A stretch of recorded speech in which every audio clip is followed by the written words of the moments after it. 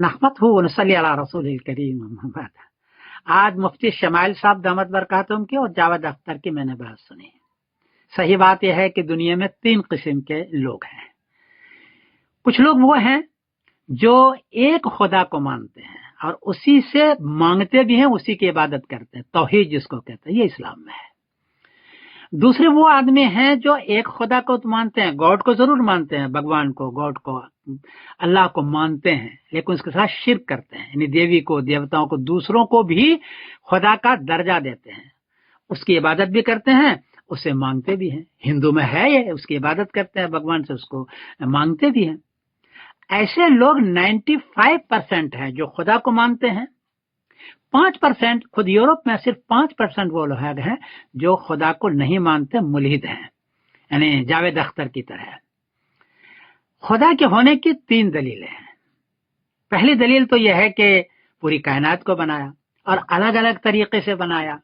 انسان کا ہر ایک کا چہرہ بالکل الگ ہے، ایک کا دوسرے کے ساتھ نہیں ملتا ہے، جسے معلوم ہوتا ہے کہ اس کو بنانے والا کو اور ذات ہے جس کا نام خدا ہے، جو اپنی مرضی سے بناتا ہے۔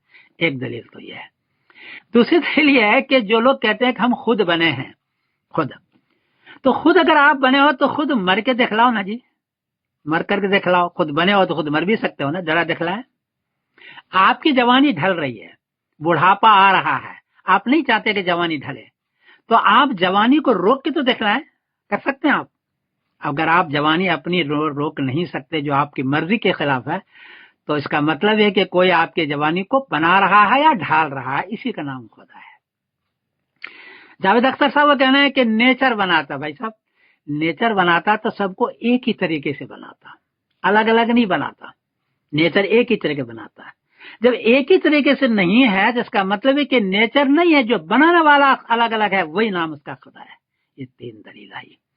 خود قرآن پاک نے بتایا ہے، بلا قادرین علی ان نسوی بنانا، میں اس بات پر قدرت رکھتا ہوں کہ تمہارے پوروے کو بناؤں میں، اور وہ بنا رہا ہے۔ پوروا بالکل الگ الگ ہوتا ہے۔ یہ 3 دلیل ہے خدا کے ہونے کی۔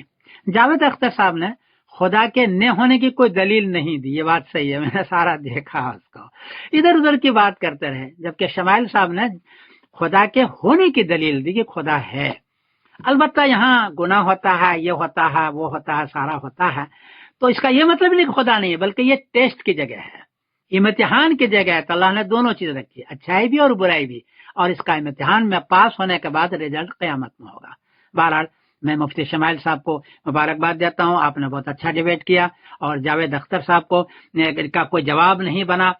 خود ہندو مانتا ہے نا خدا کو، بھگوان کو مانتا ہے وہ، تو اس کے پاس کوئی دلیل نہیں تھی۔ میں اس کو مبارکباد دیتا ہوں، میں سمیت قاسم بول رہا ہوں مانچسٹر سے۔ السلام علیکم ورحمۃ اللہ وبرکاتہ۔